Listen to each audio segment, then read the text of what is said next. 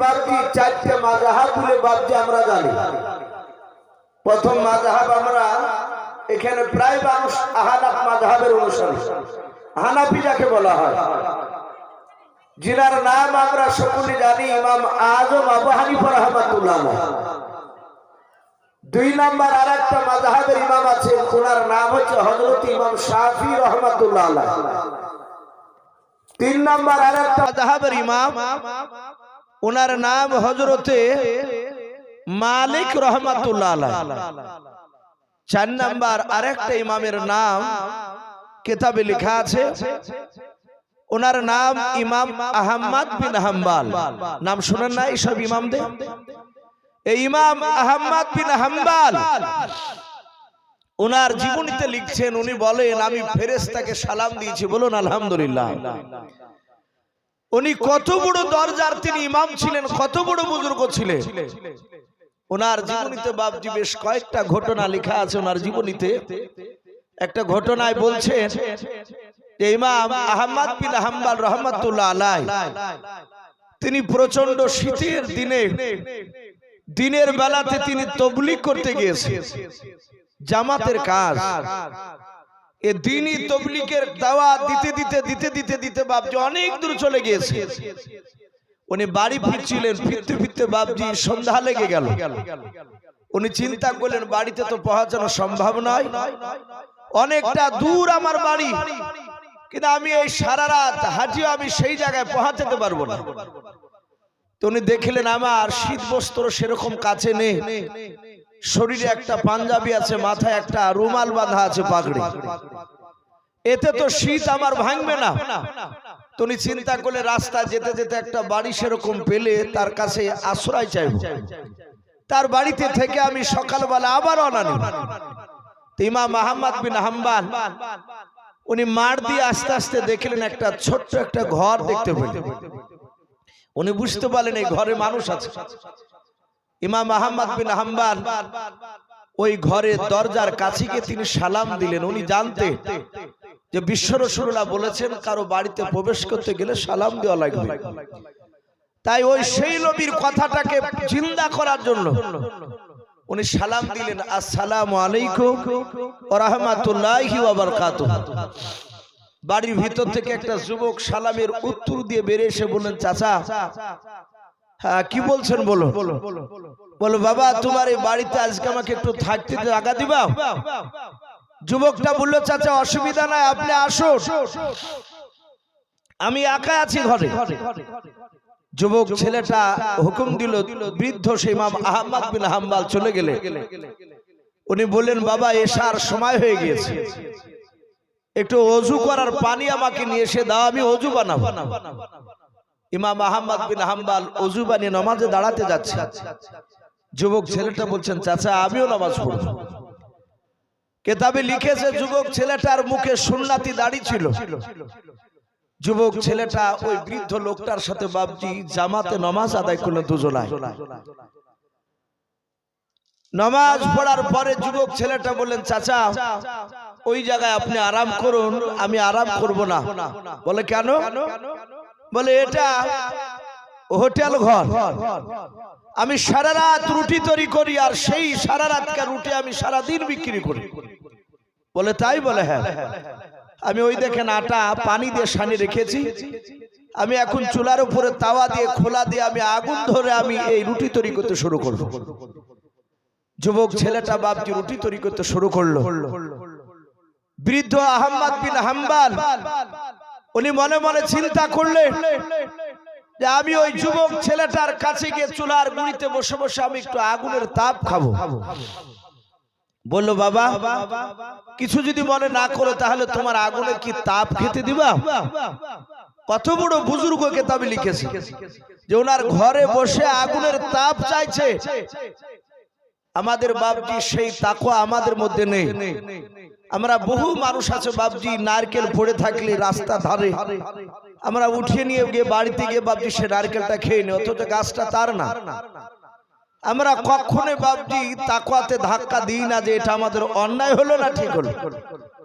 ইমাম আহমদ বিন হাম্বল যুবকটাকে বলল, বাবা তোমার ওই চুলার গুড়িতে আমি বসবো, একটু আগুনের তাপ খেতে দিবা? যুবক বলল, চাচা আপনি যদি পাশে আগুনের তাপ খান অসুবিধা নেই, আমার একটু সুবিধা হবে। বলে কি? বলে আপনি বসে থাকলে আমার ঘুমটা কম আসবে। ইমাম আহমদ বিন হাম্বল বলে, আমি বসে বসে তাসবিহ করতে লাগলাম, সুবহানাল্লাহি বিহামদিহি ওয়া সুবহানাল্লাহিল আযীম। অনেক রকমের তাসবিহ রয়েছে। বৃদ্ধ লোকটা বলেন, আমি তাসবিহ পড়ছিলাম আর যুবক ছেলেটা রুটি তৈরি করা দেখছিলাম। বৃদ্ধ আহমদ বিন হাম্বল বলেন, আমি একলা দুই নাই, আমি ঘন্টা 3 থেকে 4 ঘন্টা মতন আমি বসে বসে দেখলাম ওই যুবক ছেলেটা বাবা রুটিটা তৈরি করার পর চুলার উপরে যখন বাপজি তাওয়াতে যখন বসে দেয়, যুবক ছেলেটা আস্তে করে বলে সুবহানাল্লাহ। আবার রুটিটা যখন বাপজি শাখা হয়ে যায় আবার উল্টে দেয়। বৃদ্ধ লোকটা বলেন, দেখলাম যুবক ছেলেটাও আস্তে করে বলেন আলহামদুলিল্লাহ। ইমাম আহমদ বিন হাম্বল বলে, যতবার আমি দেখলাম যুবক ছেলেটাও রুটি দিচ্ছিল তার উল্টা ছিল, ততবারই সুবহানাল্লাহ আলহামদুলিল্লাহ বাপজি পড়তে লাগলো। বৃদ্ধ লোকটা ইমাম আহমদ বিন হাম্বল তিনি বলেন, মাওলা মনে হয় ছেলেটা বড় বুজুর্গ হতে পারে। ছেলেটাকে ডাক দিয়ে বলেছিল, বাবা তুমি একটু দয়া করে বলো তোমার আব্বা মা বেঁচে আছে কিনা, একটু খুলে বলো। বৃদ্ধ লোকটার কথা শুনে যুবক ছেলেটা বলেছিল, চাচা আমার আব্বা আজকে 1 বছর হলো দুনিয়ার বুক থেকে বিদায় নিয়ে চলে গিয়েছে। ওগো আমার চাচা, আমার মা 3 মাস হলো দুনিয়ার বুক থেকে বিদায় নিয়ে চলে গেছে। আব্বা মা তারা কেউ দুজনাই বেঁচে নাই। বলে, বাবা তোমার আব্বা মাকে তোমাকে মৃত্যুর আগে কোন নসিহত করে গিয়েছো নাকি? বলো। নিশ্চয় তোমার আব্বা মা বুজুর্গ আল্লাহওয়ালা হতে পারে। যুবক ছেলেটা বলেছিল, চাচা আমার আব্বা এমন কোন নসিহত করে যায় নাই, মাত্র আমার আব্বা জান নাই আমার জন্ম দক্ষিণে মা মৃত্যুর আগে 1 নাই 2 নাই আমাকে 50টা আমার জন্য নসিহত দোয়া করে গিয়েছিল গো চাচা। ওগো চাচা, ওই আমার মা 50টা শুধু দোয়া করেছে। বৃদ্ধ লোকটা ইমাম আহমদ বিন হাম্বল বলেছিল, বাবা বলো তোমার ওই মার 50টা দোয়া যে দোয়া করে গিয়েছিল, বলো তোমার মা মৃত্যুর পর ওই 50টা দোয়াগুলো তোমার কবুল হয়েছে কিনা, একটু খুলে বলো। যুবক ছেলেটা বলেছিল, চাচা আমার সব দোয়া কবুল হয়েছে, মাত্র একটা দোয়া কবুল হতে বাকি আছে। যুবক ছেলেটার কথা শুনে ওই ইমাম আহমদ বিন হাম্বল ডাক দিয়ে বলেছিল, বাবা তোমার কোন দোয়াটা কবুল হয় না? একটা দোয়া কবুল হয়নি। বলে নাও। বলে কোন দোয়াটা একটু খুলে বলো। ডাক দিয়ে বলেছিল, চাচা আমার মা যখন একেবারে মৃত্যুর শয্যায় ছটফট করেছিল, ওই সময় আমি মার জন্য বাজার থেকে আমি ফল কিনতে গিয়েছিলাম। ফল কিনতে গিয়ে দেখলাম বাজারের লোকেরাও বলা বলি শুরু করে দিয়েছিল, তারা আলোচনা করেছিল পৃথিবী বিখ্যাত একজন বড় আলেম রয়েছে, সেই আলেমটাও কয়েকজন ব্যক্তি বলল তার সঙ্গে আমার দেখা হয়েছিল। তখন আমরা বললাম, ওগো চাচা কোন আলেমটা আপনি নাম করুন। সবাই মিলে তারা বলেছিল পৃথিবীর মধ্যে সবচেয়ে বড় আলেম তার নাম ইমাম আহমদ বিন হাম্বল। বলুন সুবহানাল্লাহ। ওই যুবক ছেলেটা বলে, চাচা ওই লোকেরা বলা বলি করছিল এই জামানার সবচেয়ে বড় আলেম তার নাম হচ্ছে ইমাম আহমদ বিন হাম্বল। আমরা অনেকেই জানি না। এখন বর্তমান বাপজি যিনি পৃথিবী বিখ্যাত যিনি আলেম, ওনার বাড়ি হচ্ছে বাপজি পাকিস্তান। আল্লামা তাকি উসমানী মাদ্দাজিলুল আলী। যারা ওলামা তারা বাপজি ওনার বায়ান ইউটিউবের মাধ্যমে বাপজি শুনতে পাচ্ছে। গোটা পৃথিবীর মধ্যে সবচেয়ে বড় বাপজি এখন আলেম। আমরা ওনাকে বাস্তবে না দেখলে নাম শুনেছি এবং ইউটিউবে তার চেহারা দেখেছি। ওই যুবকটা ডাক দিয়ে বলে, চাচা আমি বললাম সে আলেমটার নাম কি? তারা বলল তার নাম ইমাম আহমদ বিন হাম্বল। আমি বাজার করে আমার জনম দক্ষিণে মার কাছে এসে বললাম, মা, ওই পৃথিবীর মধ্যে সবচেয়ে বড় আলেমটাকে অনেক লোক দেখেছে, আমি তোমার হতভাগা সন্তান। ওগো মা, আমি কি ওই আলেমটার সাথে কি আমার দেখা হবে না? ডাকে দিয়ে বলেন, চাচা, আমি আমার মার কাছ থেকে যখন দোয়া চাইছিলাম, আমার মা আমার মাথায় হাত দিয়ে বলেছিল, বাবা, আমি তোর জুলুম দুঃখিনী মা, আমি দোয়া করে দিচ্ছি তোর সাথে যেন ওই ইমাম আহমদ বিন হাম্বলের না দেখা দিয়ে আল্লাহ তোর যেন মওত জানা হয়। বলুন আল্লাহুম্মা আমিন।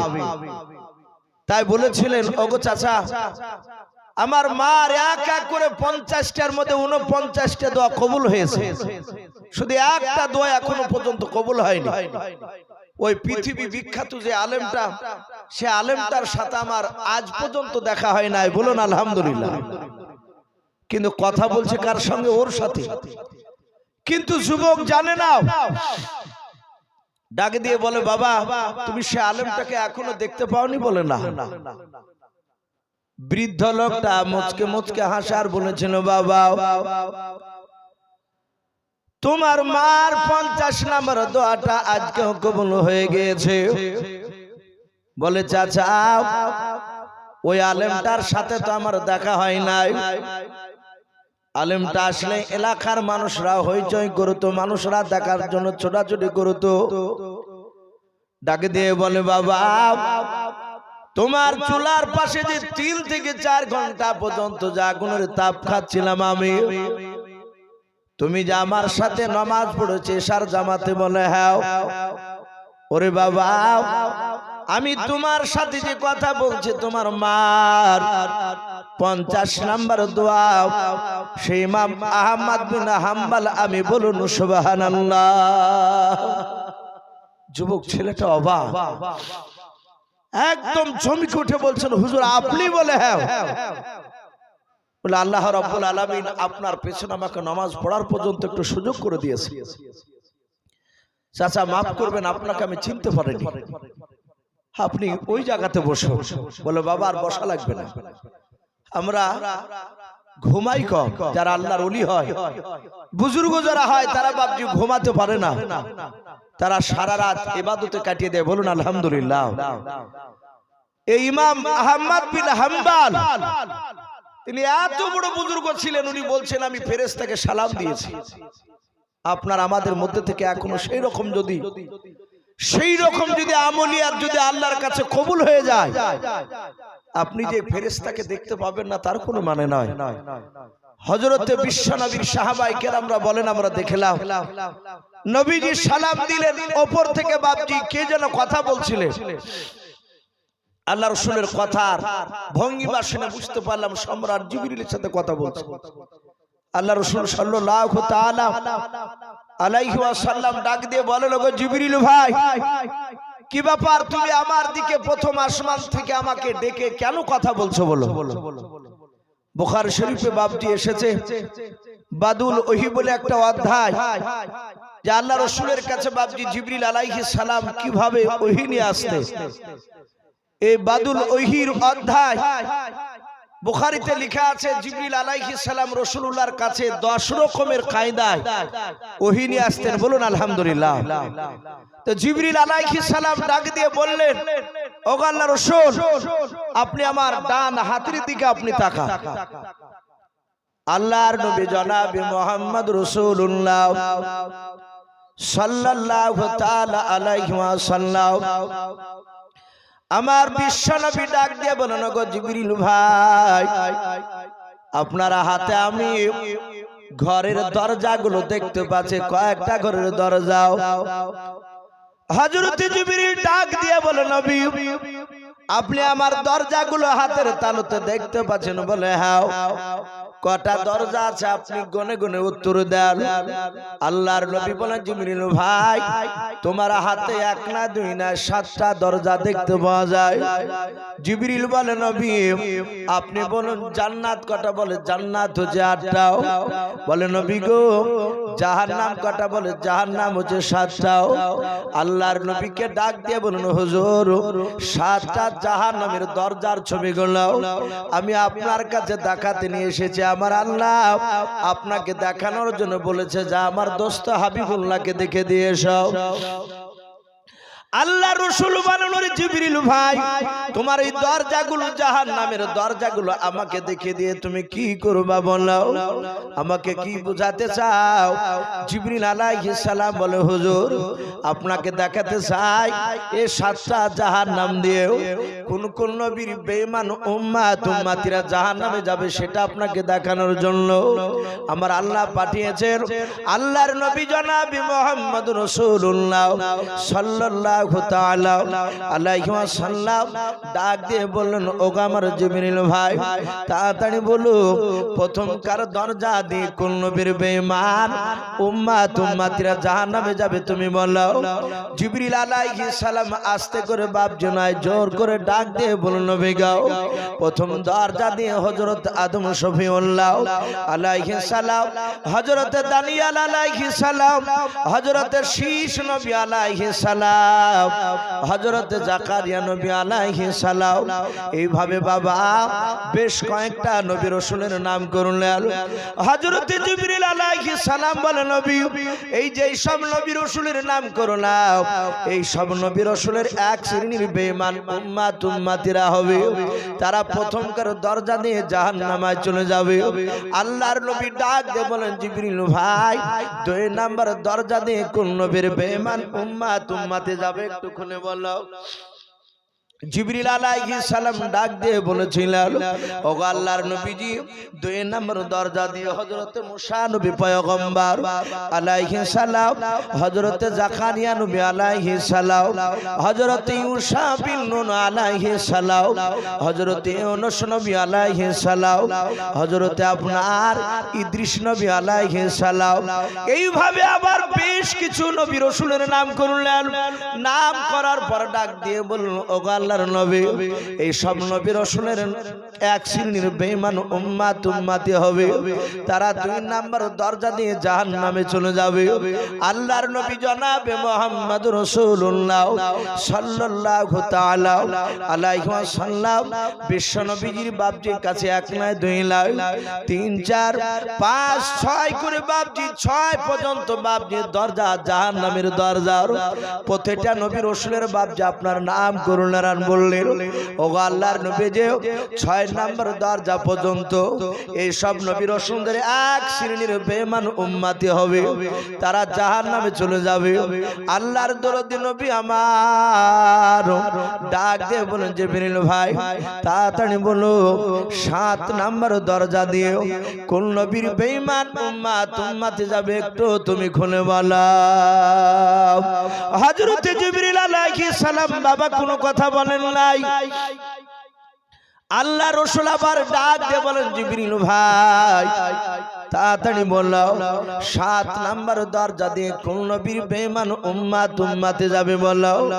জিবরিল আলাইহিস সালাম বাবা কোনো কথা বলেন নাই।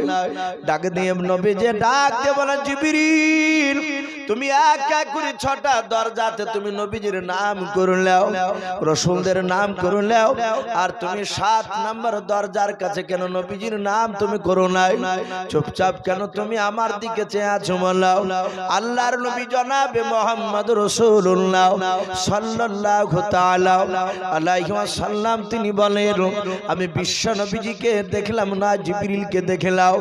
আমার চেহারার দিকে জিবরিল বিশ্ব নবীর চেহারার দিকে বাপ যে ফেলফেল করেছে বাবা, জিবরিলের 2 চোখের কোণা দিয়ে ঠোপে ঠোপে পানি পড়ছিল। আল্লাহর দরদি নবী আমার মায়ের নবী আমার ডাক দিয়ে বলে জিবরিল ভাই তুমি কান্না কেন করেছো? আমি দেখলাম তুমি এক এক করে 6টা নবী রাসূলের তুমি দরজার নাম করলাও, একটা দরজার নাম করতে গিয়াও তুমি 6টা দরজা পর্যন্ত নাম করলে কোন নবীর নাম রাসূলের করতে গিয়ে কাঁদো নাই। ওরে আমার জিবরিল ভাই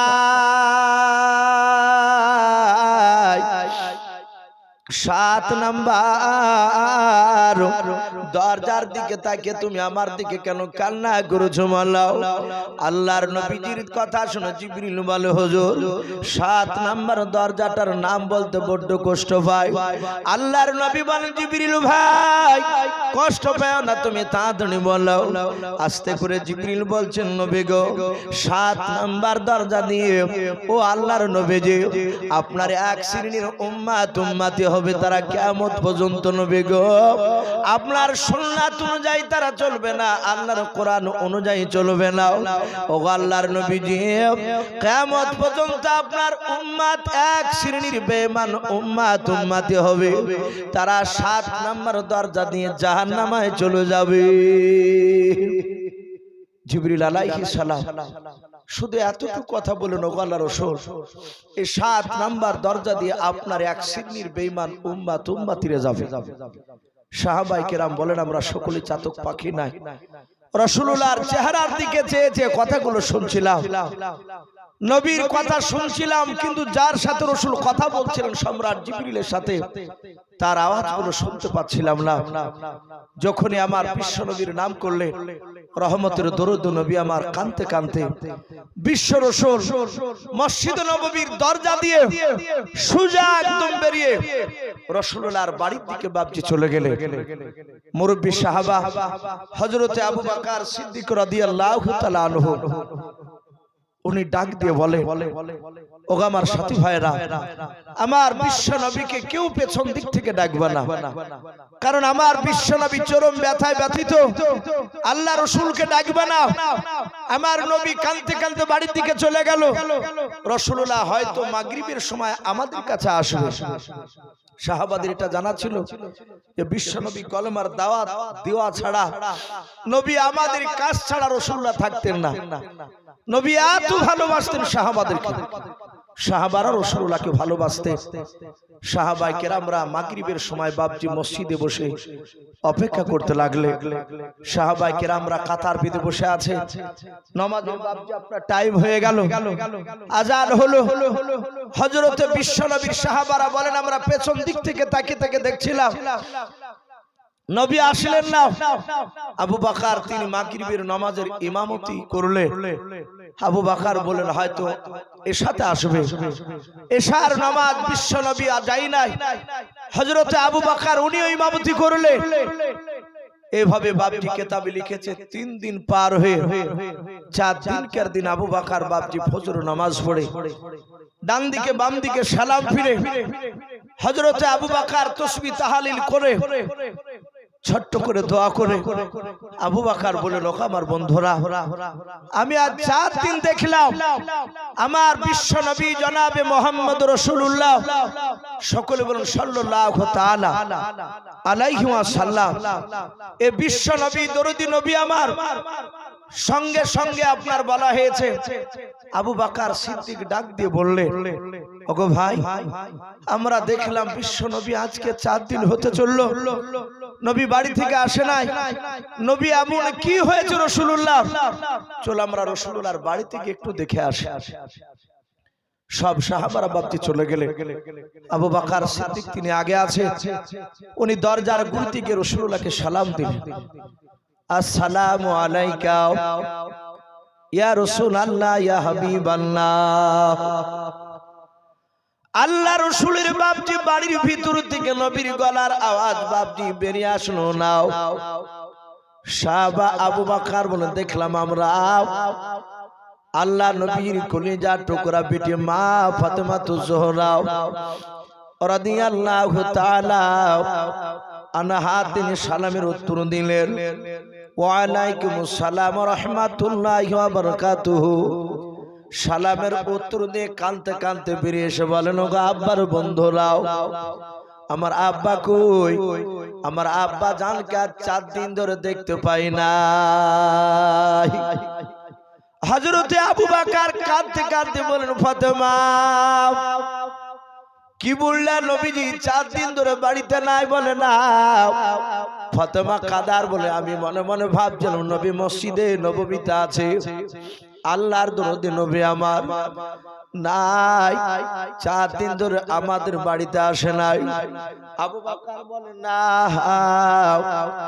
ও ফাতেমা 4 দিন ধরে বিশ্ব নবীজি আমাদের কাছে যায় না মসজিদে নামাজ পড়তে। আবু বকর চিৎকার করে উমরকে বলে, উমর ভাই আর বুঝি বিশ্ব নবী দুনিয়ার বুকে বেঁচে নাই রে ভাই, আল্লাহর নবী বেঁচে না থাকলে আমি আবু বকর সহ্য করতে পারবো না, বেঁচে থেকে আর কোনো লাভ হবে না। সাহাবারা আবু বকরের কান্না দেখে হাওমা করে কাঁদতে লাগলেন। ওমর বাপ যে তলোয়ার কানা বের করে বললেন, আবু বকর খবরদার তুমি চিৎকার করে কাঁদবা না, কারণ নবী যে মারা গিয়েছে তুমি তো জানো না, আমরা কেউ জানি না। আমার মনে হয় রাসূলুল্লাহ ইন্তেকাল করে নাই, কোন জায়গায় রাসূলুল্লাহ হয়তো আপনার কান্না করতেছে। ওরে আবু বকর এইভাবে যদি তুমি নার্ভাস হয়ে যাও, কান্না করলে সাহাবারও নার্ভাস হয়ে যাবে। সাহাবা আবু বকর আপনি কাঁদবেন না, আপনি একটু ধৈর্য ধরে আপনি খোঁজাখুঁজি করেন। চলুন আমরা গোটা ময়দানে আমরা গ্রামে খোঁজাখুঁজি করে ওমর বাপজি আবু বকর তারা দুজনায় মিলে বাবা দুজন তিনজন করে সাহাবার বাপজি দল করে দিলাম। বলে যাও গ্রামে চিরুনি তল্লাশি চালাও, দেখো নবীজি কোথাও পাওয়া যায় গেলাও। সব সাহাবারা বাপজি গ্রামে খুঁজতে লাগলো। আবু বকর ওমর দুজনায় আলোচনা করে বলল, ভাই চলুন আমরা মাঠের দিকে যাই, মরুভূমির ময়দানটা একটু দেখে আসি। হযরতে আবু বকর উমর বলে আমরা ময়দানে চলে গেলাম। ময়দানে যাওয়ার উপর দেখলাম, হঠাৎ করে দেখলাম ময়দানে দুটো ছোট ছোট বাচ্চা ছিল, রাখাল ছিল বাবা, তারা হাতে লাঠি হাতে করে নিয়ে দাঁড়িয়ে আছে। তারা চিন্তায় চিন্তিত হয়ে আছে, তারা যেন কি যেন চিন্তা করে।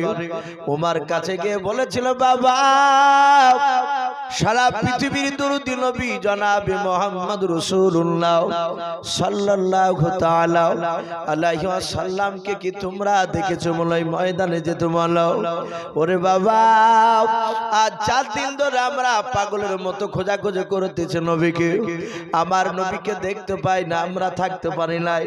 আমাদের অনেক সাথী ভাইয়ার আছে, তারা কান্না করেছে নবীকে দেখার জন্য। ও রাখাল বাবা বলো, তোমরা ময়দানে এরকম নবীকে কি তোমরা আসতে দেখেছো? বলো।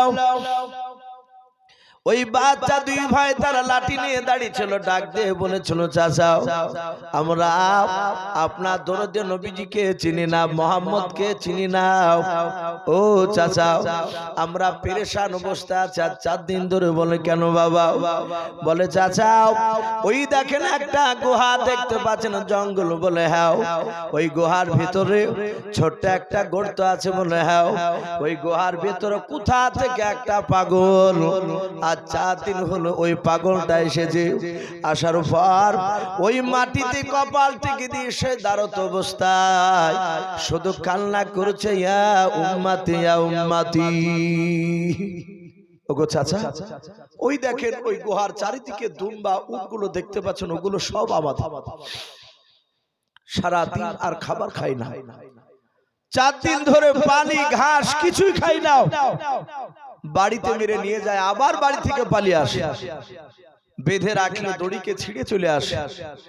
এসে ওই গুহার চারিদিকে তারা ওই পাগলটার সাথে, এরা আবুলা জানোয়ার, এরাও কান্না করছে। বলুন আলহামদুলিল্লাহ। ডাক দিয়ে বলল, চাচা একটু দয়া করে পাগলটাকে একটু নিয়ে চলে যান আপনাদের এলাকায়। এই পাগলটা যদি চলে যায় তাহলে আমরা একটু আরাম পাবো, তাহলে চরম পেরেশানির মধ্যে পড়ে আছি। ওগো চাচা একটু দয়া করে পাগলটাকে ডেকে নিয়ে যান। বাচ্চা দুজন রাখাল তারা বিশ্ব রাসূলকে বাপজি ছিড়ে না, আমার রহমতের নবী দরদি নবীকে এরকম বহু লোক বাপজি চিনতে পারে নাই। আমার বিশ্ব নবীর পরে বাপজি আখলাক দেখে, চরিত্র দেখে তারা বুঝতে পেরেছিল না আখিরি জামানার রাসূল। বলুন আলহামদুলিল্লাহ। আমার বিশ্ব নবী রহমতের নবী দরদি নবীর পরিচয় যখন হযরত আবু বকর শুনলেন, বাচ্চা দুটো ছেলেকে বাপজি বুকের সাথে জড়ে ধরে আবু বকর কপালে চুমা দিয়ে বলেন, ওগো বাবা তোমরা চিনতে পারো না, আমি জোরে আলহামদুলিল্লাহ আল্লাহর শুকরিয়া আদায় করছি আমার রাসূলুল্লাহ এখনো জিন্দা আছে, বলুন আলহামদুলিল্লাহ। নবী মরে নাই, ওগো বাবা উনি পাগল নয়, উনি আখিরি জামানার রাসূল, রহমতের নবী। নবী আমাদের জন্য কান্না করেছে। বাচ্চা দুটোকে বাপজি কথা বলে আবু বকর ওমর চিৎকার করে বাপজি ডাকলে, ওমরের গলার আওয়াজ আল্লাহ এত দিয়েছিলেন, আমার বিশ্ব নবী বলেন ওমরের গলার আওয়াজ বিনা মাইকে বিনা তারে ওমর এক জায়গায় মসজিদে নববী থেকে চিৎকার করেছিলেন, আর ওমরের গলার আওয়াজ 1350 কিলোমিটার দূরে আওয়াজ পৌঁছাল ছিল, বলুন আলহামদুলিল্লাহ। বানোয়াটি কথা নয়, 1350 কিলোমিটার রাস্তার বাড়ি এখানটা নয়। আমরা জানি খুব জোর এখান থেকে বাপজি আপনাদের এই এটিহাট থেকে যদি বহরমপুর নাই কলকাতা খুব জোর বেশি হলে 200-র উপরে হবে নাকি, 220 কি 15 তার বেশি হবে না কিলোমিটার। আর তাহলে 1350 কিলোমিটার কতটা রাস্তা ওমর চিৎকার করে বাপজি আওয়াজ দিতে, আর অতটা দূরে গিয়ে বাপজি আওয়াজ পৌঁছাতো, বলুন আলহামদুলিল্লাহ। হাদিসে এসেছে ওমর যখন বাদশা ছিলেন, খলিফা হয়েছিলেন, ওমর মসজিদে জুম্মার দিনে বক্তব্য রাখছিলেন, আর ওমরের নেতৃত্বে বহু দূরে বাপজি একটা কাফেলা সাহাবারা, ওই সাহাবার মধ্যে যিনি আমির নেতা ছিলেন তার নাম ছিল সারিয়া। তো সারিয়াল দল নিয়ে যুদ্ধ করতে গিয়েছে, অনেক দূর সেই জায়গাটা। হযরত ওমর বক্তব্য দিচ্ছিলেন সাহাবাদের দিকে তাকিয়ে, হঠাৎ করে ওমর চিৎকার করে বলেন, ইয়া সারিয়াল জাবাল, হে জাবাল তুমি পাহাড়ের সারিয়াল, তুমি পাহাড়ের দিকে তাকাও, তুমি লক্ষ্য করো। যারা সামনে বসেছিল সাহাবারা তারা অবাক, ওমর পাগলা হয়ে গেল নাকি? এই সারিয়ালে সাহাবা তো নেই, ও তো যুদ্ধ করতে গেছে এখান থেকে কয়েক শত কিলোমিটার দূরে, আর এখান থেকে ওমর চিৎকার করে ওকে কেন ডাক দিয়ে বলছে যে সারিয়াল তুমি পাহাড়ের দিকে পেছন দিকে ঘুরে তাকাও, তোমার দুশমনরা আক্রমণ করার জন্য ছুটে আসছে। ওমরের বক্তব্য চলতে চলতে একজন ব্যক্তি উঠে বলল, হুজুর আপনি সারিয়ালকে ডাকলেন কেন? ওমর বললেন, ভাই আমি এখান থেকে মসজিদে নববী থেকে সারিয়াল যেখানে যুদ্ধ করছে যে ময়দানে, সে জানে না যে পেছন দিক থেকে তার দল দুশমনরা তাকে মারতে আসছে। আমি এখান থেকে ডাক দিয়ে সাবধান করে দিলাম, বলুন আলহামদুলিল্লাহ। হযরত ওমর আধ্যাত্মিক জগতের বাপজি, তিনি সম্রাট ছিলেন, বলুন সুবহানাল্লাহ। আমার পূর্বেকার বক্তা তিনি বলছিলেন, বাবা হযরত ওমর আমার বিশ্ব নবী জনাবে মুহাম্মদ রাসূলুল্লাহ, বলুন সাল্লাল্লাহু তাআলা আলাইহি ওয়াসাল্লাম, এই নবীজি বাপজি বলেছেন আমার পরে যদি আল্লাহ কাউকে নবী রাসূল যদি করে পাঠাতে, তাহলে আমার সাহাবার মধ্যে থেকে হযরত ওমর তিনি নবী রাসূল হওয়ার যোগ্য ছিলেন, বলুন আলহামদুলিল্লাহ। এখানে শুধু ওমরের নামটা করলেন, এখানে আবু বকর আরো বিখ্যাত সাহাবা ছিল, অথচ নবী আমার আবু বকরের নামটা বলেন নাই। ওমরের মধ্যে কিছু নবাতি বাপজি আপনার মেজাজ গুণাবলী দেখেছেন, গুণ দেখেছিলেন, এটা আবু বকরের মধ্যে দেখতে পাইনি। হযরত ওমর আধ্যাত্মিক জগতের সম্রাট, লোকেরা হইচই শুরু করে দিল যে একই করে সম্ভব, ওমরের আওয়াজ অত দূরে পৌঁছাবে কি করে? ওমর বললেন, ভাই অবিশ্বাস হলে ওই সারিয়াল যুদ্ধ করে বাড়ি আসবে, ওকে জিজ্ঞাসা করো গত জুম্মার দিনে ওমর তোমাকে ডাক দিয়েছিল কিনা, এতটা টাইম।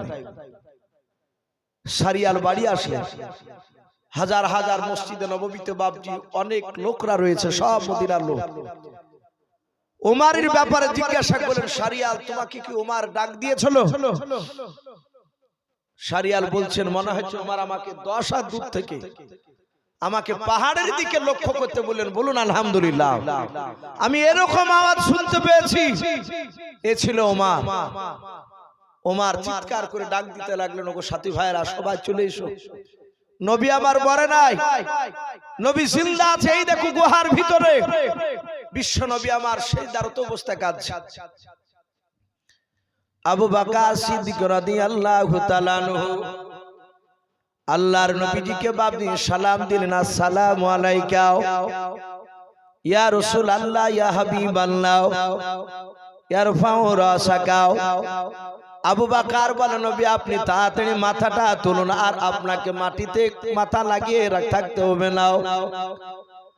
হযরতে আবু বকরের ডাকে সাড়া দিলেন না। ওমর ডাক দিয়ে বলছেন, নবী আপনি আর কান্না করবেন না, তাড়াতাড়ি আপনি মাথাটা তুলুন। ওমরের আওয়াজে রাসূলুল্লাহ বাপজি মাথা উঠালেন না। এইভাবে সব সাহাবারা বাপজি ডাকতে শুরু করলেন।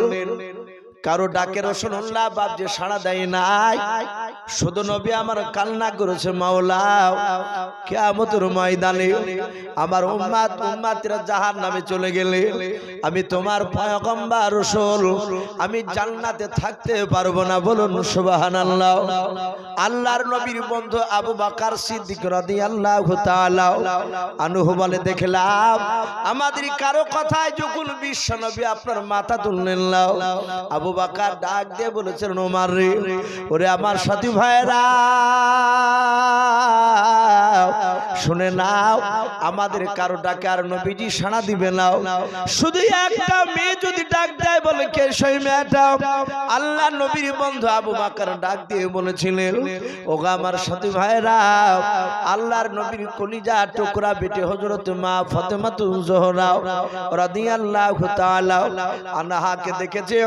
আল্লাহর নবীজি ফাতেমাকে এত ভালোবাসতেন, এত ভালোবাসতেন, ফাতেমা নবীজির কাছে যেতে দেখলে দেখতাম আল্লাহর নবী আমার ফাতেমাকে দূর থেকে বাপজি দেখার পর উনি মজলিস থেকে দাঁড়িয়ে যাওয়ার পর আর দাঁড়িয়ে থাকতেন না, উনি সোজা আল্লাহর নবীর বিটির কাছে দৌড়ে চলে যেতেন। বলুন সুবহানাল্লাহ।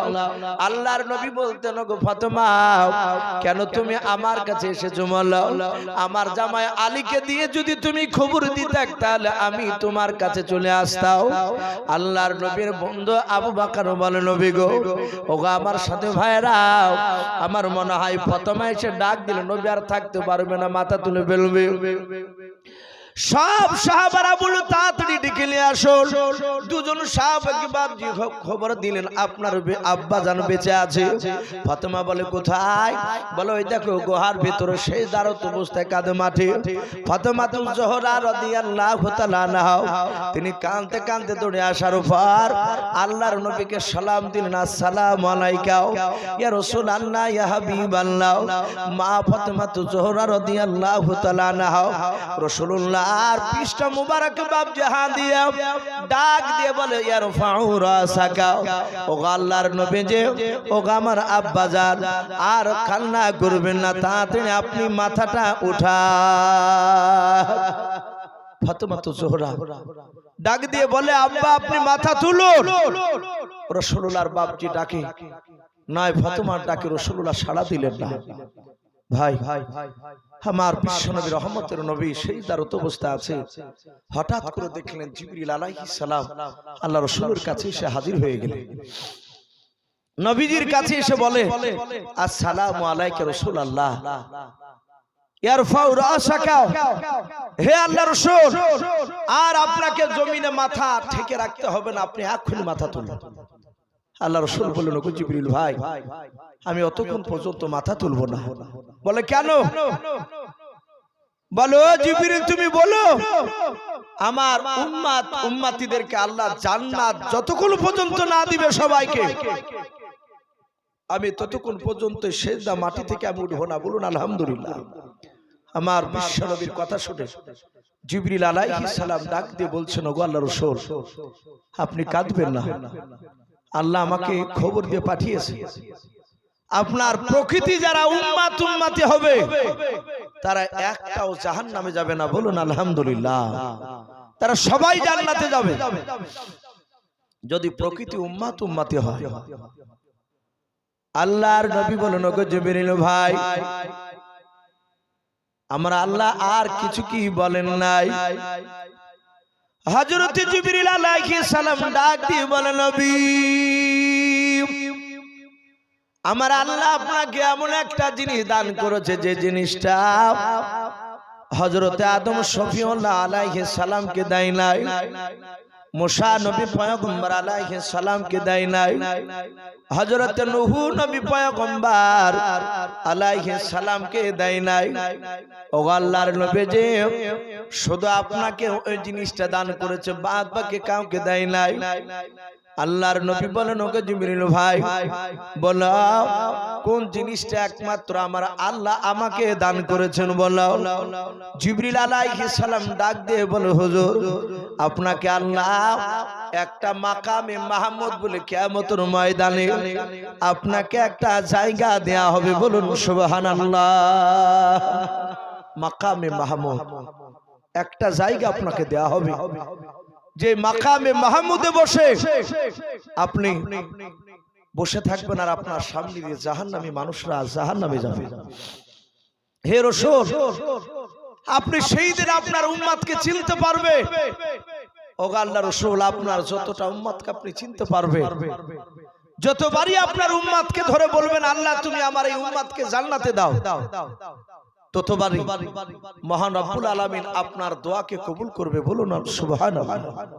সম্মানিত ভাই আমার, বাবাজি বোনেরা, সেই রাসূল এখনো কাঁদছে, জিন্দা অবস্থা তো কেঁদেছে। নবী ইন্তেকাল করার পর মসজিদে নববীতে রওজাতুল মানুওয়ারায় সবুজ গম্বুজের তলে এখনো বাপজি রাসূলুল্লাহ কাঁদছেন, ইয়া উম্মতি ইয়া উম্মতি ইয়া উম্মতি করে।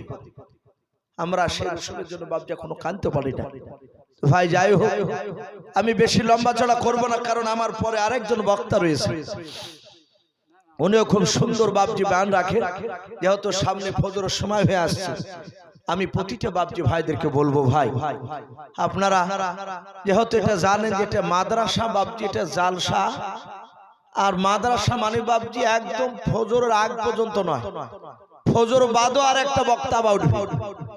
ফজর পর থেকে নিয়ে প্রায় মোটামুটি 10টা 11টা পর্যন্ত বাপজি মাদ্রাসা জালসা হয়।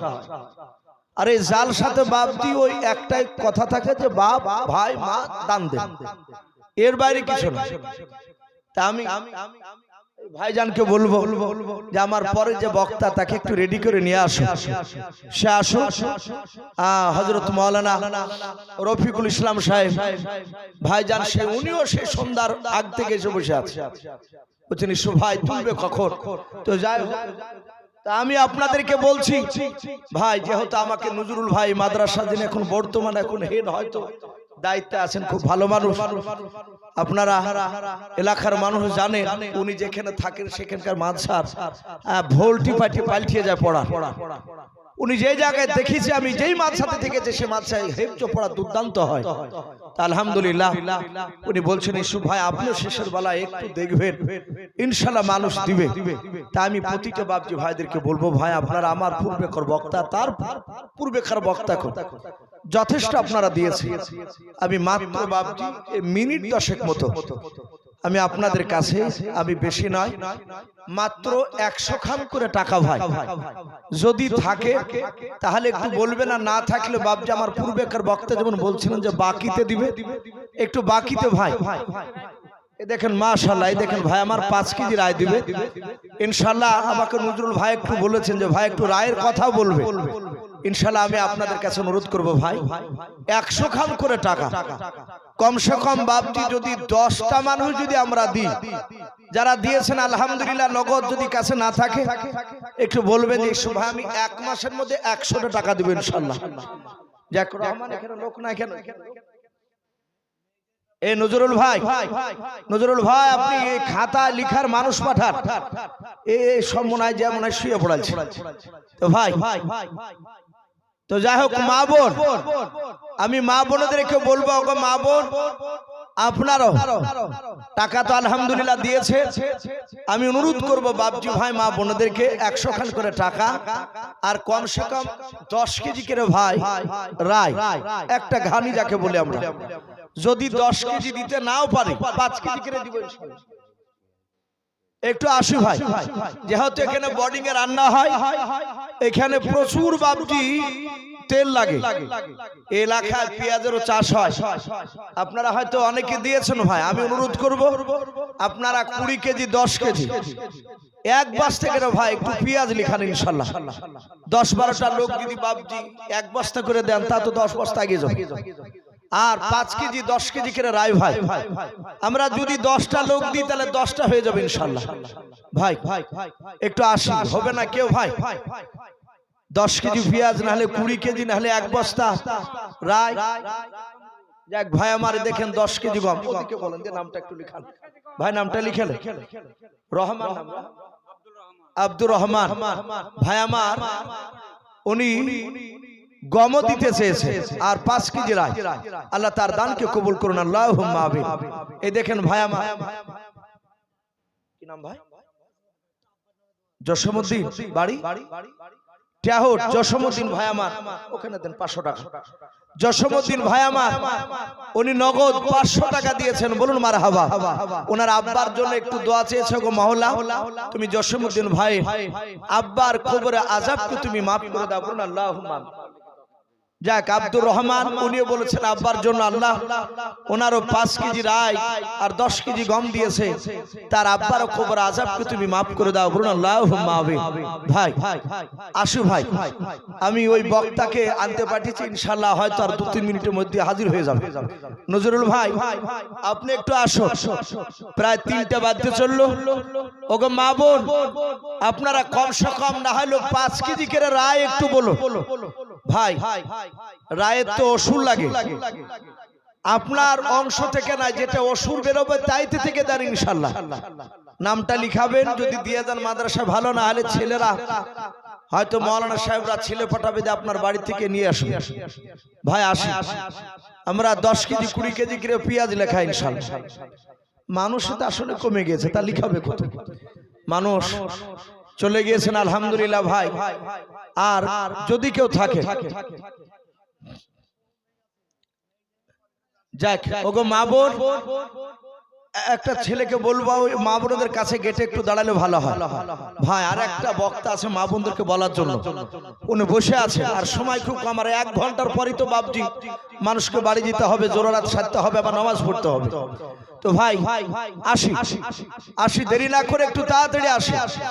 আর নজরুল ভাইকে বলবো ভাই আমার পরের বক্তাকে একটু আপনি পাঠিয়ে দেন, সে একটু বসুক।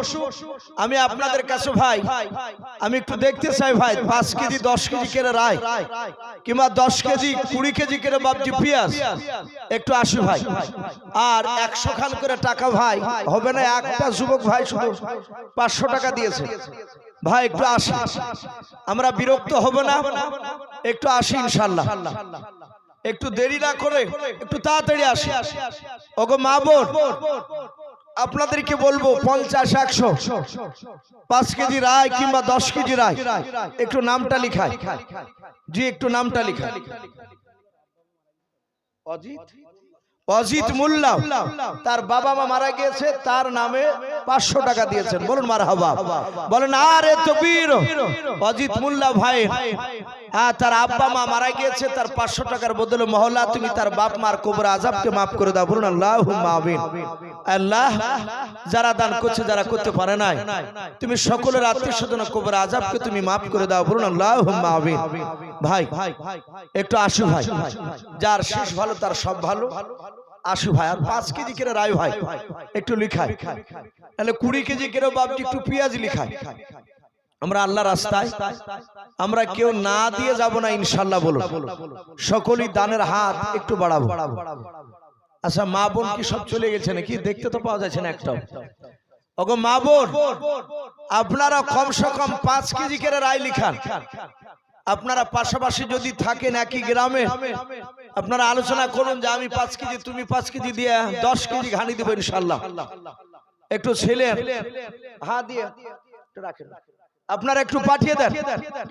ওগো মা বোন একটু পাঠিয়ে দেন ভাই। আপনাদের মধ্যে আর কি হবে না?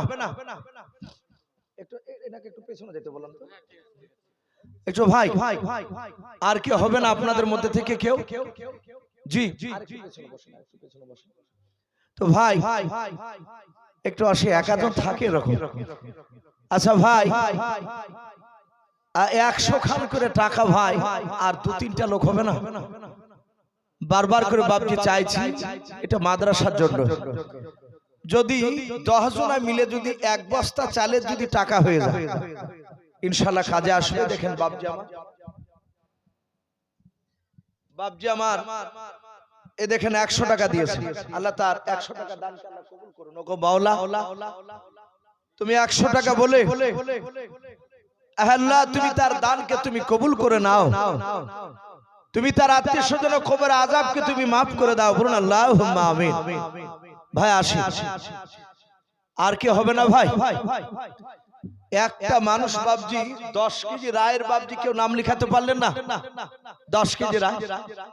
ও দেখেন ভাই, ওই ভাইটা নামটা লিখেলেন ওদিকে। 1 বস্তা পেঁয়াজ, কি নাম? আনারুল শেখ ভাই আমার 1 বস্তা পেঁয়াজ। বলুন মারহাবা। আল্লাহ তার 1 বস্তা পেঁয়াজকে আল্লাহ তুমি কবুল করে নিও, তার আত্মীয় স্বজন কবর আযাবকে তুমি মাফ করে দাও। বলুন আল্লাহুম্মা আমিন। এ দেখেন আরেকটা ভাই 10 কেজি ঘানি, কি নাম ভাই? সাবির আলী শেখ, বাড়ি এখানে প্রতাপপুর। সাবির আলী শেখ ভাই আমার উনি বলছেন 10 কেজি রায়।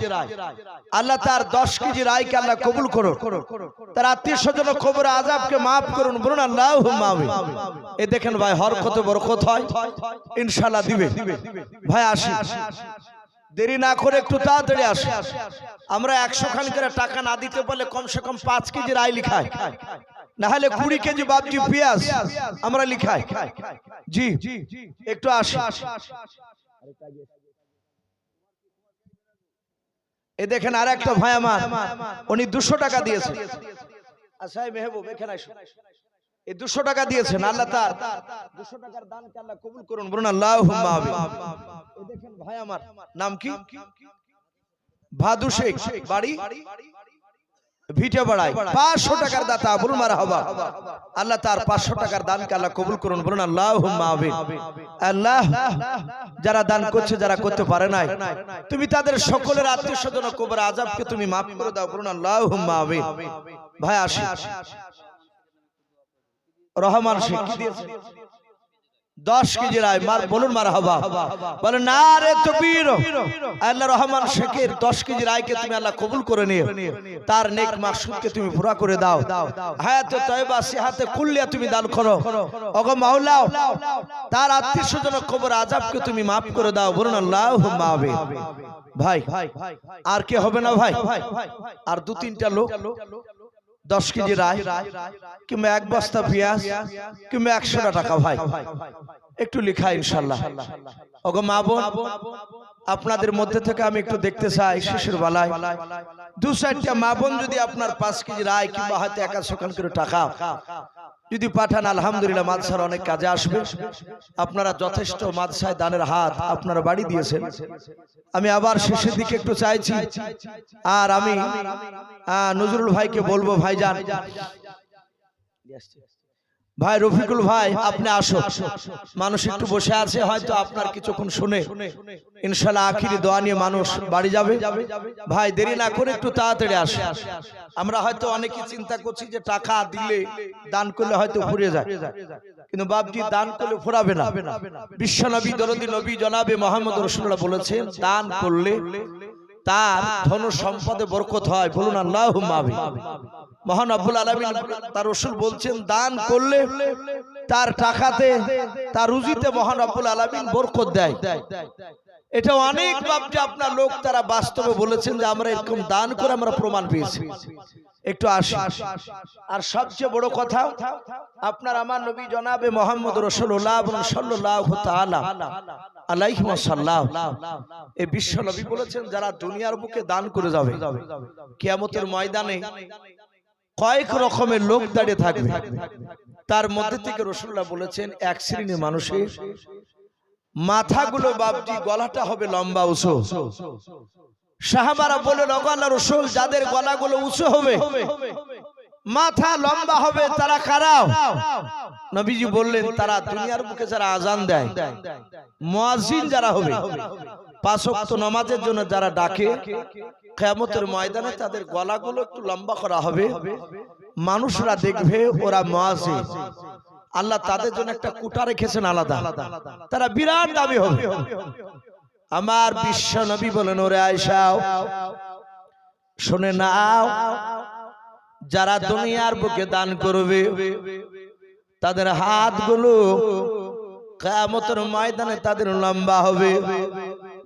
মা আয়েশা সিদ্দিকা রাদিয়াল্লাহু তাআলা আনহা বলেন, আমি বিশ্ব নবী জনাবে মুহাম্মদ রাসূলুল্লাহ সাল্লাল্লাহু তাআলা আলাইহি ওয়াসাল্লাম বলেন, ওগো আল্লাহর নবীজি। আয়েশা বলেন, আমি নবীজিকে বললাম, হুজুর আপনি বলুন, যাদের দান হাতগুলো লম্বা হবে কিয়ামতের ময়দানে তাদের কি হবে? আল্লাহর নবী বলেন, ওরে আয়েশা, যারা দুনিয়ার বুকে দান করবে তাদের হাতগুলো লম্বা হওয়ার কারণে কিয়ামতের ময়দানে আল্লাহ ফেরেশতাদের মারফত সুসম্মানে তাদেরকে জান্নাতুল ফেরদাউসে থাকার জায়গার ব্যবস্থা করে দিবেন। বলুন সুবহানাল্লাহ। এত দাম বাপজি যারা দান করবে দুনিয়ার বুকে। তাই ভাই আসে যাক, মা বোনদের কাছ থেকে দুজনায় 100 টাকা করে আর একজন দিয়েছে 50 টাকা। ওনারা দাদু দাদির জন্য দোয়া চেয়েছে। ওগো মাওলা, তুমি সকল মা বোনের আল্লাহ তুমি দানকে কবুল করে নিও। রব্বুল আলামিন তাদের দাদা দাদির কবর আযাবকে তুমি maaf করে দাও। বলুন আল্লাহুম্মা আমিন, আল্লাহুম্মা আমিন। ওগো আল্লাহ, সকল মা বোনের ঈমানটা হযরতে মা ফাতেমাতুজ জোহরা রাদিয়াল্লাহু তাআলা আনহার মতো বানিয়ে দিন। বলুন আল্লাহুম্মা আমিন। ভাই একটু জিকির করে লা ইলাহা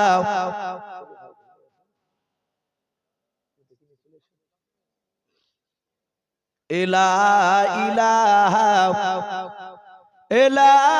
ইলাহা ইল্লাল্লাহু মুহাম্মাদুর রাসূলুল্লাহ সাল্লাল্লাহু তাআলা আলাইহি ওয়াসাল্লাম। ভাই আমরা উঠবো না, আর একটু কষ্ট করে বসি। ভাই জান এসেছেন আপনাদের কাছে, আপনাদের এলাকারই পরিচিত ছেলে, গত বছর নাকি উনি ছিলেন এখানে। তো যাই হোক, উনি আপনাদের সামনে উনি মূল্যবান কথা উনি রাখবেন। ভাই আপনারা চলে যাবেন না, যারা আছেন আরেকটু বসো। বসার পরে ওনার কাছ থেকে আমরা আখিরি দোয়া নিয়ে আমরা সকলে বাড়ি যাবো। বলুন ইনশাআল্লাহ।